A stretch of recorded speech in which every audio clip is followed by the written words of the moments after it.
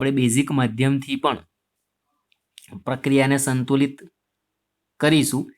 એટલે આ એક પ્રક્રિયા મેં તૈયાર રાખી છે અને આ પ્રક્રિયા જે છે તમારી CrOH thrice -1 plus HO2 -1 gives Cr2O7 -2 plus OH minus basic માધ્યમ છે. તો પહેલું કામ આપણે સ્ટેપ લખતા પહેલા પહેલું કામ આપણે અહીંયા જ ઓક્સિડેશન શોધી જ લેવાના, એટલે તમારે એ સીધું અહીંયા તમને એક સ્ટેપ તમારું આવી જ જાય.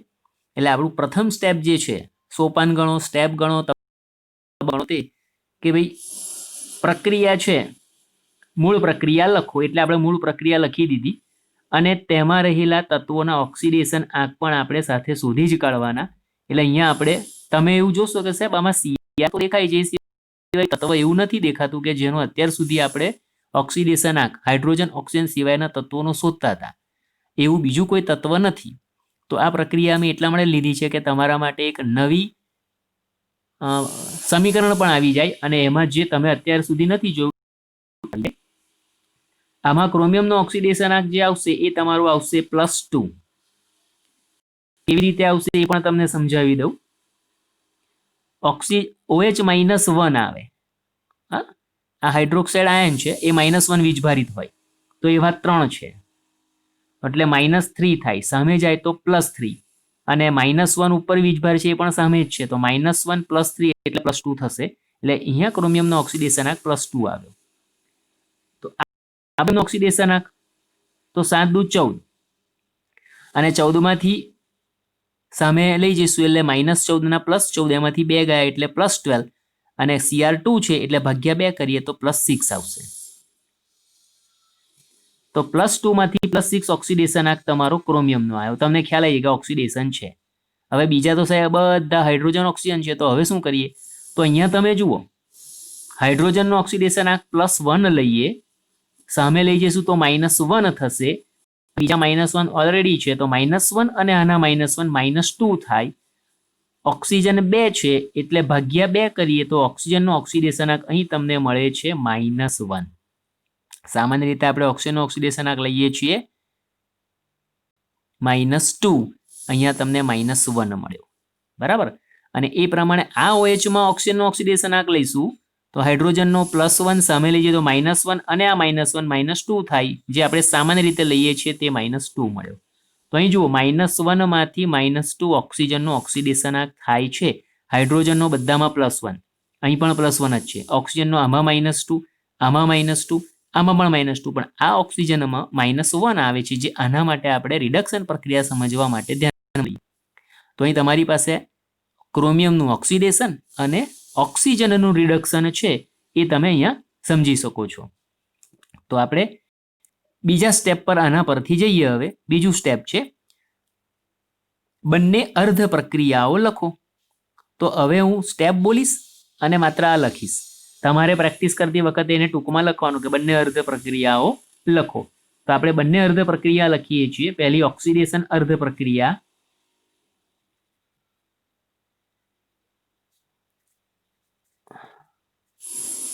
ઓક્સિડેશન અર્ધ પ્રક્રિયા તો એ આવશે CrOH thrice -1 gives Cr2O7 -2 અને રિડક્શન અર્ધ પ્રક્રિયા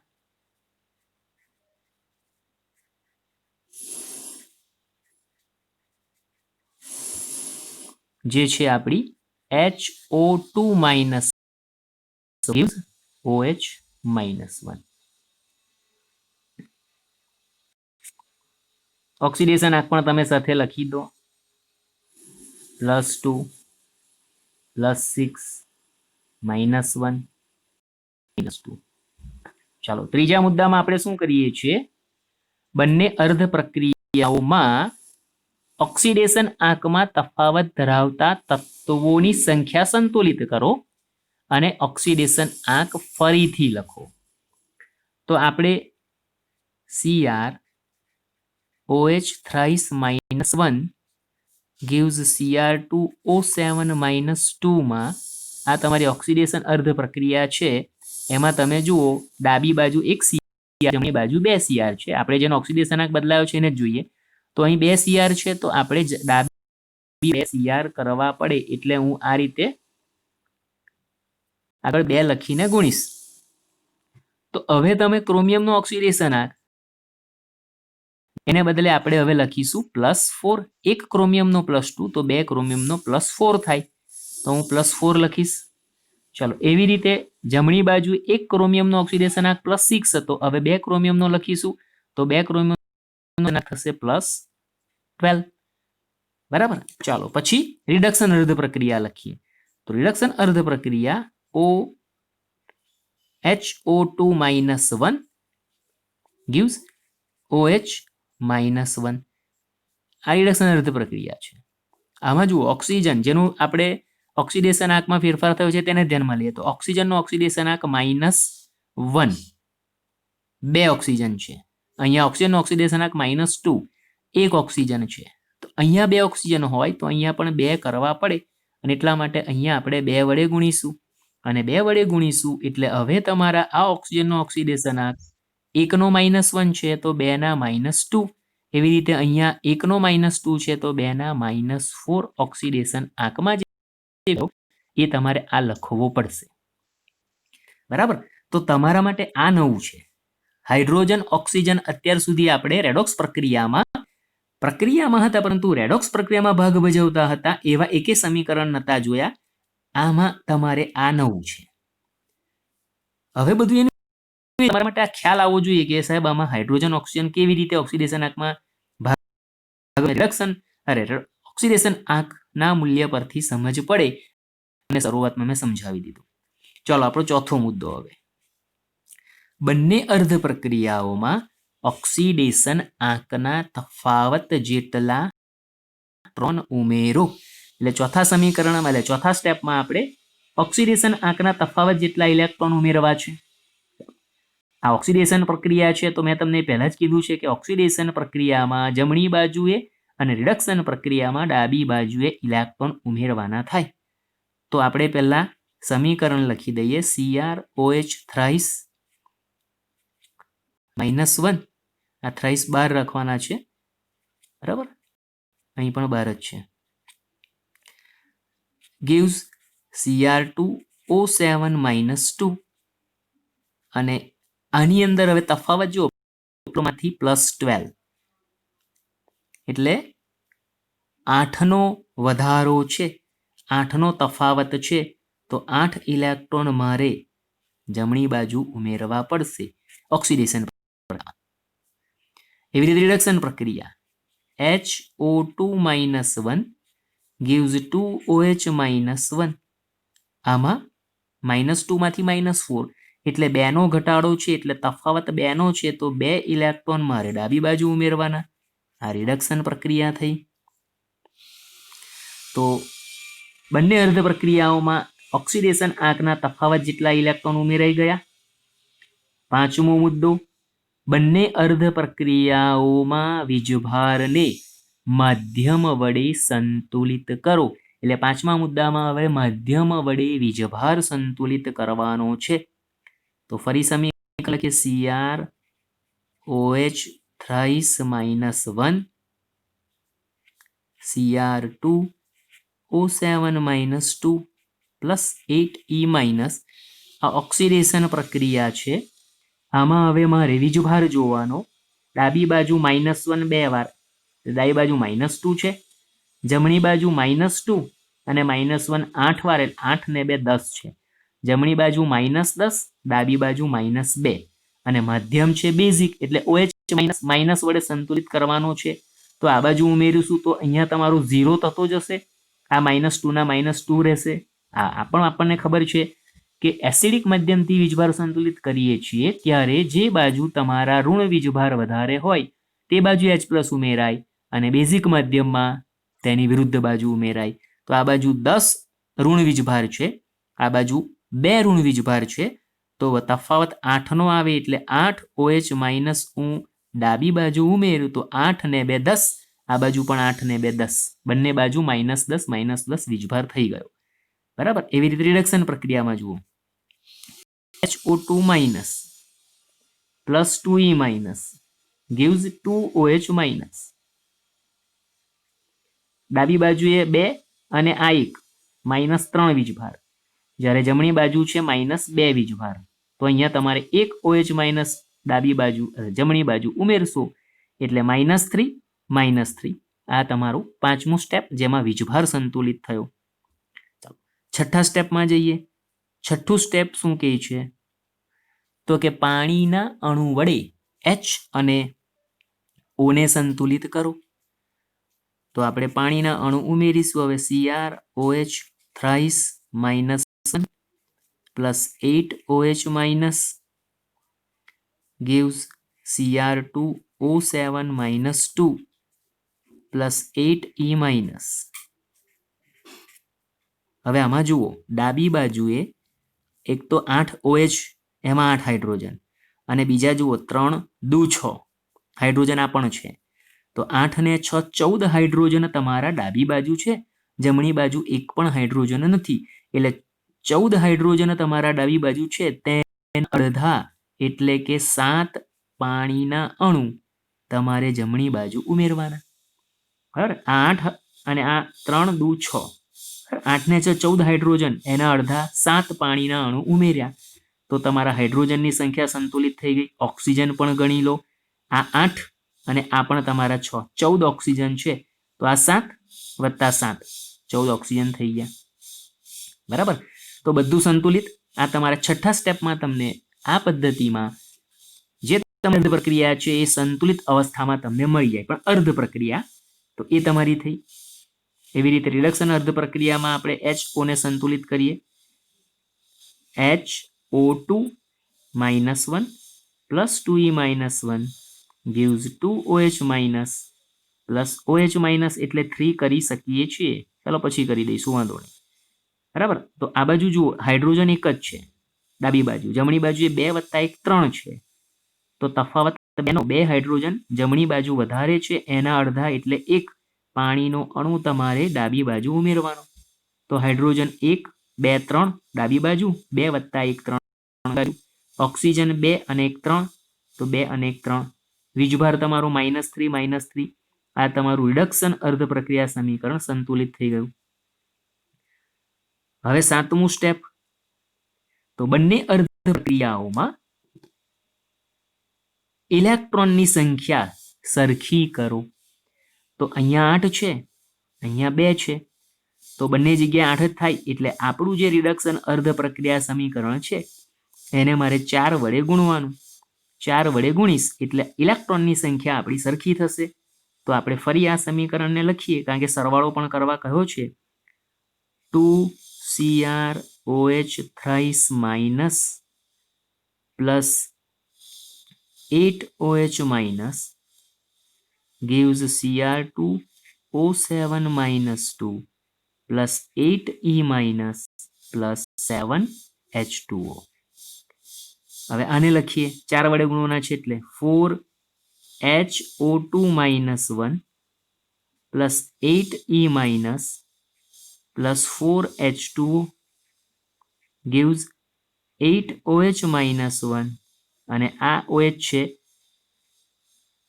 4OH -1. પછી સરવાળો આપણે કરી દઈએ છીએ, આ બે સાથે લઈ લઈએ. તો અહીંયા તમારે બંને અર્ધ પ્રક્રિયાઓમાં ઇલેક્ટ્રોનની સંખ્યા સરખી થઈ એટલે તમે અહીંયા સીધું બતાવી શકો કે ભાઈ 8 ઇલેક્ટ્રોન ડાબે જમણે દૂર થયા. હવે 8 OH આ બાજુ છે અને 8 અને 4 12 OH છે, તો 8 OH ડાબી જમણી બાજુ દૂર કરી શકાય. હવે પાણી જોઈ લો, પાણી આ ડાબી બાજુ 4 છે, જમણી બાજુ 7 છે, તો એનો મતલબ 3 પાણીના અણુ તમારા છે એ જમણી બાજુ રહેશે, 4 દૂર થઈ જશે. તો આવું બતાવવા કરતાં તમે સીધું પણ લખી શકો. તો હવે આપણે સરવાળો કરીએ તો તમને એ સમીકરણ મળે છે 2CrOH thrice -1 plus 4HO2 -1 gives, બરાબર, બાકી બધું અહીંયા તમારું દૂર જ થઈ ગયેલું છે.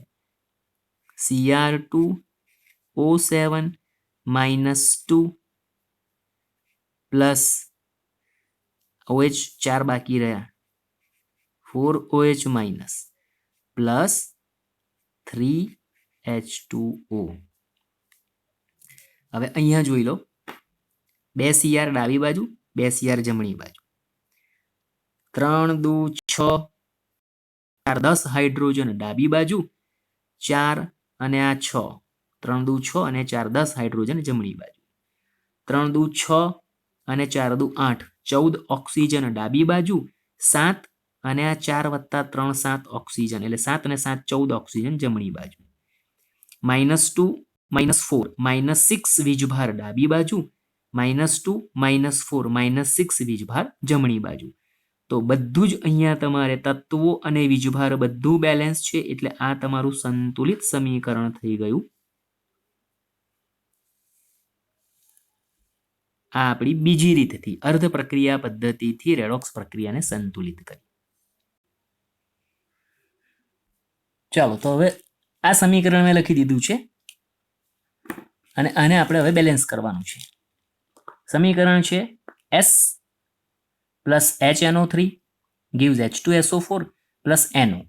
હવે આમાં H2SO4 છે એટલે તમને અહીંયા એસિડિક, હા હવે તમને એ પણ સમજાવી દઉં કે જરૂરી નથી કે દરેક વખતે તમને પ્રક્રિયાની બાજુમાં આવી રીતે બ્રેકેટમાં માધ્યમ એસિડિક બેઝિક એવું લખીને આપીએ. આગળ મેં તમને અહીંયા H+ અને OH- પણ લખીને બતાવેલું છે. H+ એટલે એસિડિક, એસિડિક લખ્યું હશે, કાં તો H+. ત્રીજી રીત, pH તમારી 7 કરતા ઓછી એટલે pH <7 હશે તો પણ એસિડિક સમજવાનું, બરાબર. અને ત્રીજું, તમને અહીંયા આપવાને બદલે અહીંયા પણ H+ દર્શાવી શકે છે. હા, આ જે તીરની નિશાની છે એની ઉપર H+ બતાવે, એસિડિક પ્રક્રિયા થઈ છે તો એને ગણવાના નહીં, એસિડિક માધ્યમ છે એવું આપણે ધ્યાનમાં રાખવાનું. અને ચોથું, કશું જ ના આપ્યું હોય તો સમીકરણમાં જોઈને તમારે સમજવાનું કે નથી એનો માધ્યમ કયું ગણવું. HNO3 પણ એસિડ છે અને H2SO4 પણ એસિડ છે, એટલે આપણને આના પરથી ખબર પડે કે આ એસિડિક માધ્યમ છે. હા, એટલે આ રીતે પણ સ્પષ્ટ થાય. દાખલા તરીકે કોઈ સમીકરણ એવું છે કે જેમાં તમને માધ્યમ નથી આપ્યું પણ એમાં OH- નો ઉલ્લેખ છે, અથવા NaOH, KOH, BaOH twice OH ion અંદર આવે છે, તો સમજી લેવાનું કે તમારી બેઝિક માધ્યમ દર્શાવતી પ્રક્રિયા છે. તો આ રીતે પણ તમને પૂછી શકાય. એવી રીતે બ્રેકેટમાં બેઝ આપવામાં આવે, અથવા OH- આપવામાં આવે, અથવા તો pH > 7 આપવામાં આવે, અથવા તો અહીંયા તમને OH- તીર પર આપવામાં આવે. તો અલગ અલગ રીતે તમને માધ્યમ દર્શાવવામાં આવશે. આપણને સમજ પડી જવી જોઈએ કે આનું માધ્યમ આ છે, બરાબર. તો અત્યારે એસિડિક માધ્યમ છે, આપણે આને હવે સંતુલિત કરીએ. હવે આપણે જઈએ છીએ પહેલી રીત પ્રમાણે. તો પહેલી રીતમાં તમારે તત્વોના ઓક્સિડેશન આંક શોધો. આપણી રીત આ છે અને એની અંદર સ્ટેપ પહેલું છે, તેમાં તમારે ઓક્સિડેશન આંકને દર્શાવવાના છે. તો સમીકરણ લખ્યું.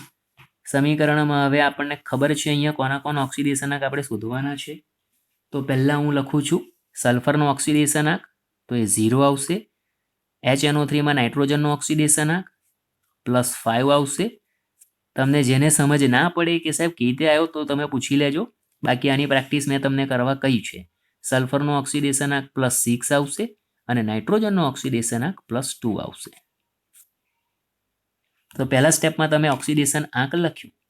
હવે બીજા સ્ટેપમાં એવું કહે છે કે તમારે ઓક્સિડેશન અનુભવતા એટલે કે ઓક્સિડેશન આંકમાં ફેરફાર ધરાવતા તત્વોની સંખ્યા સંતુલિત કરો અને ફરી ઓક્સિડેશન આંક લખો, બરાબર. જે પેલામાં છે જ રીતે છે, તત્વોની સંખ્યા સરખી કરો અને ફરી ઓક્સિડેશન આંક લખો. તો તમે અહીંયા જોઈ શકો છો કે ભાઈ આમાં તો ડાબે જમણે જે પણ તમારા ઓક્સિડેશન અનુભવતા તત્વો છે એની સંખ્યા સરખી જ છે, એટલે આમાં તમારે એની કોઈ જરૂર નથી, બરાબર. એટલે ત્રીજા મુદ્દામાં હવે સીધા આપણે જતા રહીએ, કારણ કે આમાં એનું એ જ છે, એટલા માટે ઓક્સિડેશન આંક પણ તમારે એનું એ જ આવવાનું છે, એટલે એમાં આપણે કંઈ નવું લખવાનું નથી, બરાબર.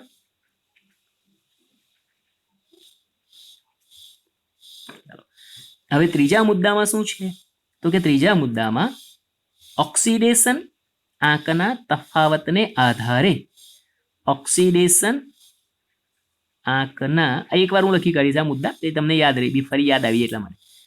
તફાવતને અથવા ફેરફારને આધારે ઓક્સિડેશન અને રિડક્શન પ્રક્રિયાઓ નક્કી કરો. તો આની અંદર મારે પહેલા સમીકરણ લખવાનું,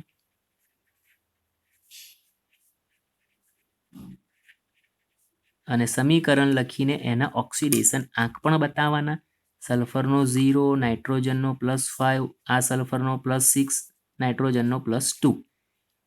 હવે સલ્ફરના ઓક્સિડેશન આંકમાં થતો ફેરફાર, સોરી અહીંયા તો 0 માંથી +6 છે એટલે 6 નો વધારો, અને 6 નો વધારો એટલે આપણને ખબર છે વધારો એટલે ઓક્સિડેશન. HNO3 ના ઓક્સિડેશન એટલે HNO3 માં નાઇટ્રોજન ઓક્સિડેશન +5 માંથી +2 થયો, 3 નો ઘટાડો થયો. તો આ ઘટાડો છે, અને ઘટાડો છે એટલે રિડક્શન કહેવાશે. તો તમારી પાસે કેટલા તફાવત ઓક્સિડેશન પ્રક્રિયામાં અને રિડક્શન પ્રક્રિયામાં થયો આંક મળી ગયો. ચોથો મુદ્દો તમને કહેશે. હવે ચોથા મુદ્દામાં શું કરવાનું છે તો કે બંને પ્રક્રિયાઓ કઈ પ્રક્રિયાઓ? આપણે ઓક્સિડેશન અને રિડક્શન પ્રક્રિયામાં ઓક્સિડેશન આંકના તફાવતને સરખા કરો. યોગ્ય સહગુણક વડે ગુણીને સરખા કરવાના. તો હવે અહીંયા જુઓ, ઓક્સિડેશન પ્રક્રિયામાં 6 નો વધારો છે, જ્યારે રિડક્શન પ્રક્રિયામાં 3 નો ઘટાડો છે. એટલે 6 અને 3 માં આપણે સરખા કરવા માટે સ્વાભાવિક રીતે ખ્યાલ આવે કે મારે રિડક્શન પ્રક્રિયા છે એને 2 વડે ગુણીશ એટલે બંને બાજુ 6 તમારું આંક સરખો થઈ જાય. તો હવે હું એ સમીકરણ લખીશ. S + 2HNO3 gives H2SO4 + 2NO. તો ચોથા મુદ્દામાં તમે જે ઇલેક્ટ્રોન વિનિમય છે એ આપણે તફાવતના આધારે બેલેન્સ કર્યો. એટલે એનો મતલબ થઈ ગયો કે હવે ઓક્સિડેશન પ્રક્રિયામાં 6 ઇલેક્ટ્રોન દૂર થાય, રિડક્શન પ્રક્રિયામાં 6 સ્વીકારાય. એના પરથી ખબર. ચાલો પાંચમો મુદ્દો. પાંચમા મુદ્દામાં તમારે 2 વસ્તુ કરવાની. માધ્યમ વડે વીજભાર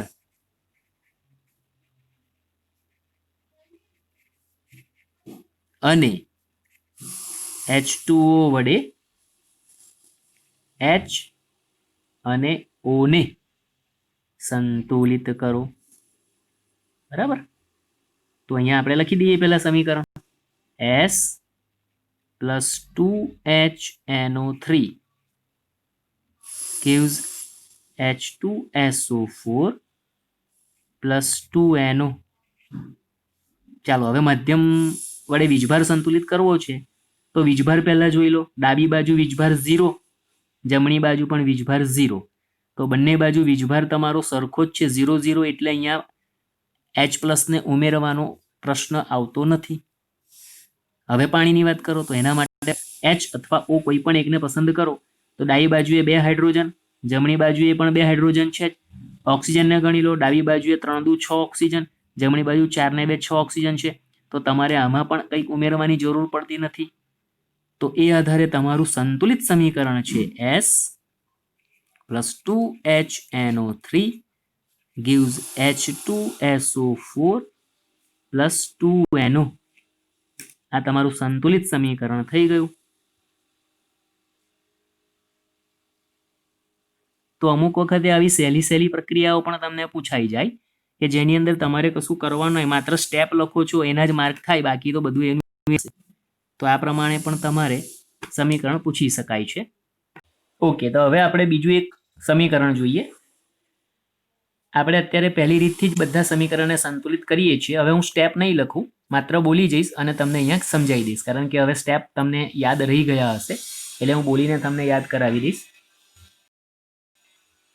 આની અંદર હાઇડ્રોજન ઓક્સિજન સિવાયના તત્વોને આપણે આંક શોધવાનો આપણે પ્રયત્ન કરવાનો છે અથવા યાદ રાખવાનું છે. તો અહીંયા Fe અને FeS છે. તો મેં તમને એવું કહ્યું છે કે S છે એ -2 વીજભાર ધરાવતો હોય એટલે એનો ઓક્સિડેશન આંક -2 લખાય. તો એ પ્રમાણે તમારા Fe આયર્નનો ઓક્સિડેશનાંક +2 થઈ ગયો, બરાબર. બંનેના ઓક્સિડેશનાંક છે તમારા આ પ્રમાણે અહીંયા ખ્યાલ આવી જવા જોઈએ. H2O2 આ હાઇડ્રોજન પેરોક્સાઇડ છે અને આપણને પેરોક્સાઇડ સંયોજનોમાં ઓક્સિજનનો ઓક્સિડેશનાંક -1 આવે એવું જોઈ ગયા છે અપવાદરૂપ કિસ્સામાં, એટલે એ પ્રમાણે તમારે અહીં લખવું પડશે.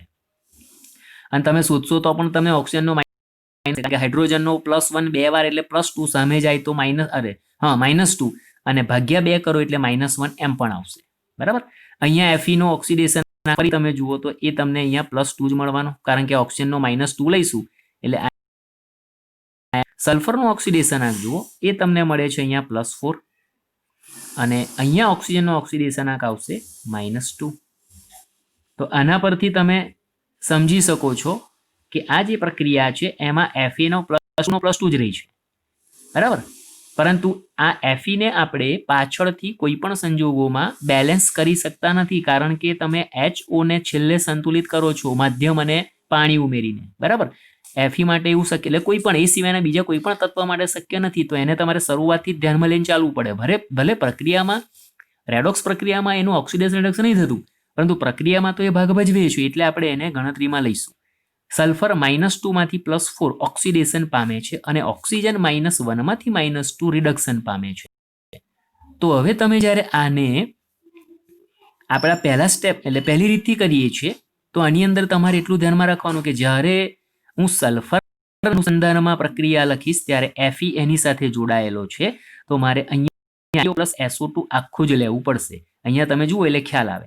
પહેલો મુદ્દો તમારો છે કે ભાઈ પ્રક્રિયામાં રહેલા તત્વોના ઓક્સિડેશન આંક શોધો, તો એ આપણે શોધી કાઢ્યા એટલે તમારું અહીંયા આવી ગયું, પહેલું સ્ટેપ પૂરું થઈ ગયું. બીજા સ્ટેપમાં હવે તો કે બંને પ્રક્રિયાઓમાં ઓક્સિડેશન આંકમાં ફેરફાર ધરાવતા તત્વોની, એટલે આપણે અહીંયા આ પ્રક્રિયા સમીકરણમાં ઓક્સિડેશન આંકમાં ફેરફાર ધરાવતા તત્વોની સંખ્યા સંતુલિત કરો અને લખો. તો એ પ્રમાણે આપણે અહીંયા હવે બીજા મુદ્દા પ્રમાણે કરવા જઈએ. FeS plus H2O2 gives FeO plus SO2 plus H2O. તો સલ્ફરના બંને બાજુએ આપણી સંખ્યા છે એક જ છે, એટલે એમાં ફેરફાર કરવાની જરૂર નથી. બીજો ઓક્સિજનના ઓક્સિડેશનાંકમાં ફેરફાર છે, તો ઓક્સિજનના ડાબી બાજુ 2 સંખ્યા છે, જમણી બાજુ એક જ છે. આપણે અત્યારે આને ધ્યાનમાં લઈએ છીએ, બીજા ઓક્સિજન નહીં ગણવાનો. તો એનો મતલબ અહીંયા 2 ઓક્સિજન હોવા જોઈએ. 2 કરવા માટે આપણે H2O ને 2 વડે ગુણીશું, બરાબર. અને એ પ્રમાણે હવે ફરી ઓક્સિડેશનાંક લખીએ તો સલ્ફરનો -2 અહીંયા +4, બરાબર. ઓક્સિજનનો હવે એક ઓક્સિજનનો -2, 2 ની વાત કરીએ તો 2 નો થશે -2, -1 ને બદલે -2, તો અહીંયા 2 ઓક્સિજનનો આવશે હવે -4, બરાબર. ચાલો ત્રીજો મુદ્દો. ત્રીજા મુદ્દામાં શું કીધું છે? ઓક્સિડેશન આંકમાં થતા ફેરફારને આધારે ઓક્સિડેશન રિડક્શન પ્રક્રિયાઓ નક્કી કરો. તો FeS plus H2O2 gives FeO plus SO2 plus 2H2O. હવે જ્યારે હું એસના સંદર્ભમાં અહીંયા ઓક્સિડેશન આંક છે -2, અહીંયા લખશો તમે એનો +4. તો તમે જ્યારે આ પ્રમાણે અહીંયા ગણતરી કરશો તો મેં તમને કીધું કે અહીંયા S સાથે Fe પણ જોડાયેલો છે, ત્યારે તમારે આખાને ધ્યાનમાં લેવું પડે. એટલે આપણે આખી ગણતરી કરીશું. સારું છે, ગુણાકાર કોઈનો એસના બેલેન્સ કરવાનું નથી લઈને તમારે એ પ્રમાણે ફેરફાર થશે. બીજી પ્રક્રિયા આવશે એટલે તમને ખ્યાલ આવશે. તો અહીંયા તમે જુઓ -2 માંથી +4 ઓક્સિડેશન આંકમાં 6 નો વધારો થયો અને 6 નો વધારો એટલે આ તમારી ઓક્સિડેશન પ્રક્રિયા થઈ, બરાબર. ચાલો એ પ્રમાણે ઓક્સિજનનો ઓક્સિડેશન આંક -2 માંથી -4 થયો એટલે કે 2 નો ઘટાડો થયો અને 2 નો ઘટાડો એટલે આ તમારી રિડક્શન. તો તમને એ ખબર પડી ગઈ કે ઓક્સિડેશન રિડક્શન પ્રક્રિયાઓ તમારી કઈ થઈ છે અને કેટલાના તફાવત સાથે. તો ચોથા મુદ્દામાં હવે લખીશું કે ઓક્સિડેશન રિડક્શન પ્રક્રિયામાં રહેલા ઓક્સિડેશન આંકના તફાવતને યોગ્ય સહગુણક વડે ગુણી સરખા કરો. તો અહીં 6 છે નહીં 2 છે, તો એનો મતલબ આ રિડક્શન પ્રક્રિયાને 3 વડે ગુણવી પડે. તો હું 3 વડે ગુણીને ફરી સમીકરણ લખીશ.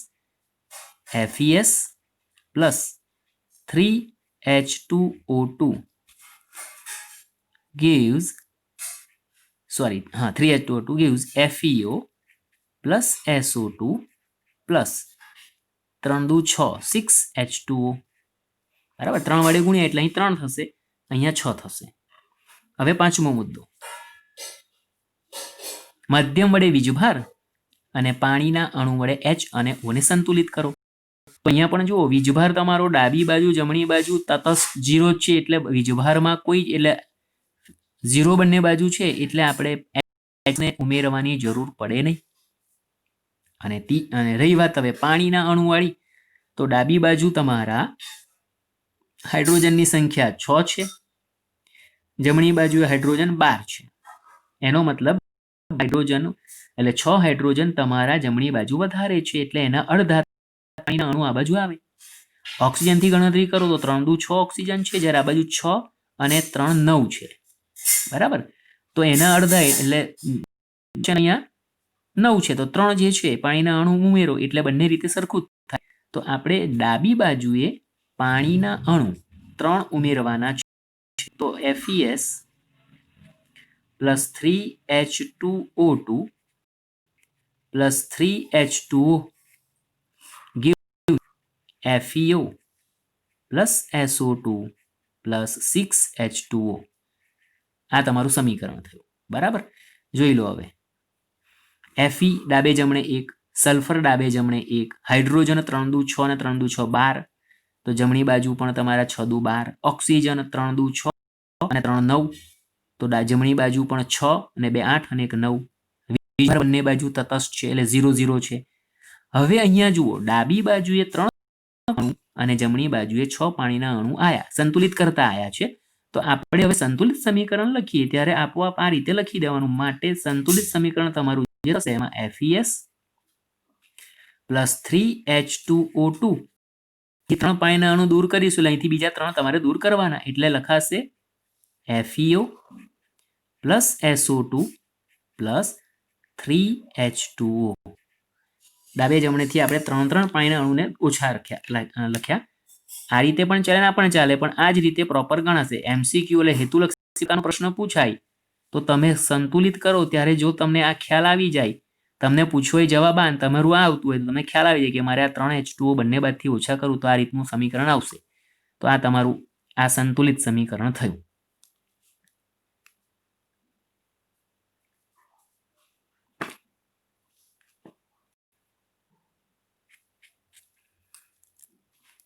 બીજું એક સમીકરણ જોઈએ.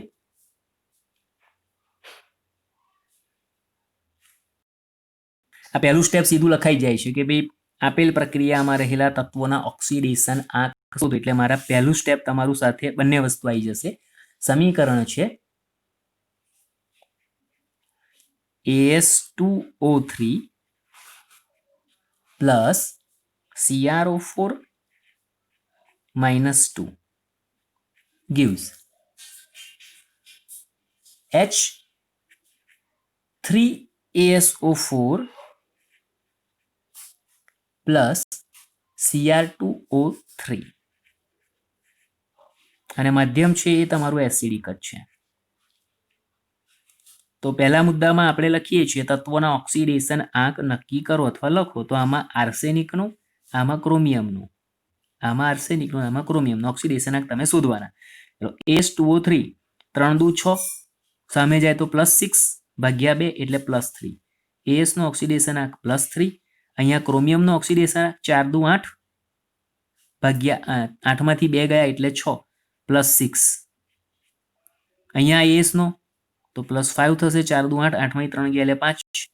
અને ક્રોમિયમનો 3 દુ 6, 6 ભાગ્યા 2 એટલે 3 +3. બરાબર. AS નો +3 માંથી +5 અને ક્રોમિયમનો +6 માંથી +3. AS નું ઓક્સિડેશન, Cr નું રિડક્શન થાય છે.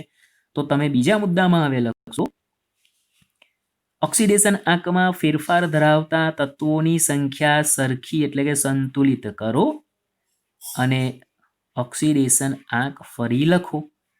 તો આપણે એ પ્રમાણે કરીએ. H3A4 plus Cr2O3. તો એ ડાબી બાજુ 2 છે, જમણી બાજુ 1 છે, તો મારે એને 2 વડે ગુણવાના એટલે 2H3SO4 થશે. ક્રોમિયમ ડાબી બાજુ 1 છે, જમણી બાજુ 2 છે, તો મારે ક્રોમિયમને પણ CrO4 - 2 ને 2 વડે ગુણવાના એટલે તમારા તત્વોની સંખ્યા સરખી થઈ ગઈ, AS2 Cr2.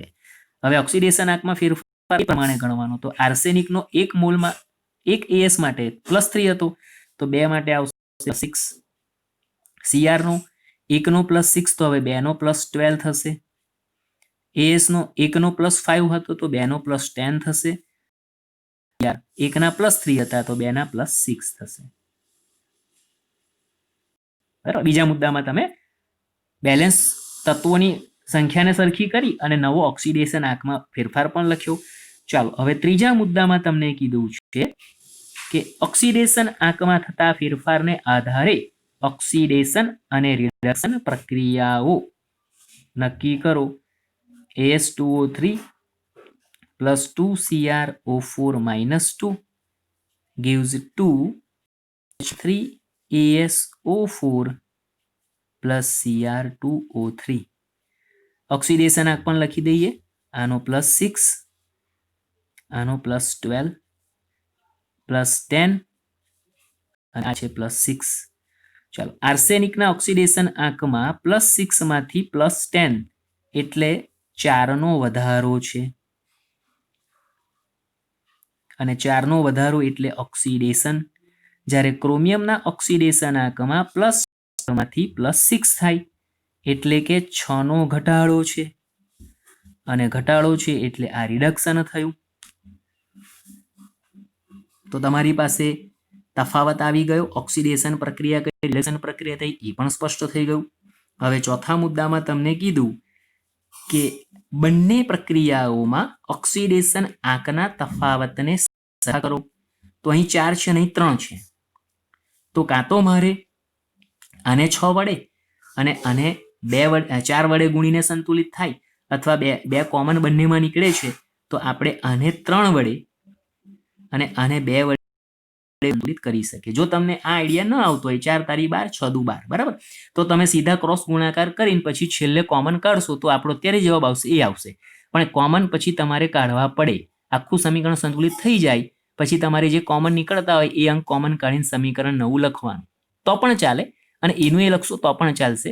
પણ તમને જ્યારે પ્રશ્ન પૂછ્યો હોય ને કે સાચું સંતુલિત સમીકરણ કયું, તો તમારી ત્યારે નજર પડવી જોઈએ. તો તમે શોધ્યું છે એ પ્રમાણે કોમન કાઢીને પણ પ્રશ્ન આવી શકે છે. એટલે અત્યારે હું સીધું આ સરળતાથી કરી શકાય ખ્યાલ આવે એવું છે એટલે આપણે 3 અને 2 વડે ક્રોસ ગુણાકાર કર્યો. તો હવે હું એ પ્રમાણે સમીકરણ લખીશ. ઓક્સિડેશન પ્રક્રિયા 3 વડે ગુણીએ છીએ તો 3AS2O3 પ્લસ આને આપણે 2 વડે ગુણીએ છીએ એટલે 4CrO4 - 2 gives આને 3 વડે ગુણ્યા એટલે 6H3ASO4 પ્લસ આને 2 વડે ગુણ્યા એટલે 2Cr2O3. બરાબર. હવે તમારે પાંચમા મુદ્દામાં માધ્યમ વડે વીજભાર અને પાણીના અણુ વડે H અને O ને સંતુલિત કરવાના છે. તો પહેલા સમીકરણ લખી દઈએ. 3AS2O3 plus 4CrO4 minus 2 gives 6H3ASO4 plus 2Cr2O3. હવે જુઓ માધ્યમ એસિડિક છે, ડાબી બાજુનો વીજભાર તો આ તટસ્થ, અહીંયા તમારો -2 4 એટલે -8 થયો. આ બાજુ વીજભાર 0 છે બંનેનો, તો -8 ડાબી બાજુ છે, જમણી બાજુ 0 છે. એસિડિક માધ્યમ વડે વીજભાર સંતુલિત કરવાનો હોય તો હવે તમને ખ્યાલ આવી જાય કે સાહેબ એનો મતલબ મારે અહીંયા 8H+ ડાબી બાજુ ઉમેરવા પડશે. તો વીજભાર સંતુલિત થઈ ગયો. હવે પાણીના અણુ માટે હાઇડ્રોજનને ગણી લો. ડાબી બાજુ હાઇડ્રોજન 8, જમણી બાજુ હાઇડ્રોજન જો અહીં છે 6 તારી 18, 18 માંથી આ બાજુ 8 ગણીએ તો 10 વધારે છે. 10 હાઇડ્રોજન જમણી બાજુ વધારે છે, એના અડધા એટલે 5 પાણીના અણુ તમારે ડાબી બાજુ જ ઉમેરવા પડશે. એટલે અહીંયા તમે લખશો +5H2O, જમણી બાજુ લખ્યા છે મેં. તો હવે ગણી લો ઓક્સિજનની સંખ્યા. 3 તારી 9, 4 ચોક 16, આ 5, એટલે 9 અને 5 14 અને આ 16 30 થયા. આ બાજુ ગણી લો જમણી બાજુ, 6 ચોક 24, 24 અને 3 દુ 6, 30. બરાબર. તો આ જે છે એની અંદર તમારે જ્યાં તમે H+ ઉમેર્યા છે તે બાજુ જ તમારે પાણીના અણુ ઉમેરવા પડ્યા, કારણ કે એની વિરુદ્ધ બાજુએ એના કરતા વધારે હાઇડ્રોજન હતા. એટલે આ પણ તમારે બધું ચેક કરવાનું. નહીં તો આખો મીન્સ ભાઈ 8 H+ એટલે અડધા અહીં મૂકી દો H2O, તો એવું નહીં કરવાનું, ચેક કરી જ લેવાનું. તો અહીંયા આપણું સંતુલિત સમીકરણ છે 3as2O3 plus 4CrO4 - 2 plus 8H plus 5H2O gives 6H3 AsO4 plus 2Cr2O3. આ તમારું સંતુલિત સમીકરણ. ડાબે જમણે તમારે બધું જ તમે ગણતરીમાં લો. તત્વોની સંખ્યા, હાઇડ્રોજન, ઓક્સિજન, વીજભાર તમને સંતુલિત મળશે.